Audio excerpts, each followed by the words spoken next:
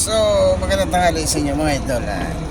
Yun, kagagaling lang namin sa simbahan. Ito.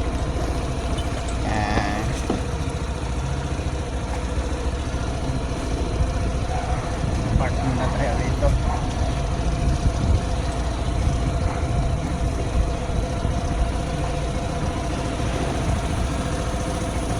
Ayan ako eh. So, happy Sunday sa inyo lahat ng idol natin dyan. Park muna tayo rito kasi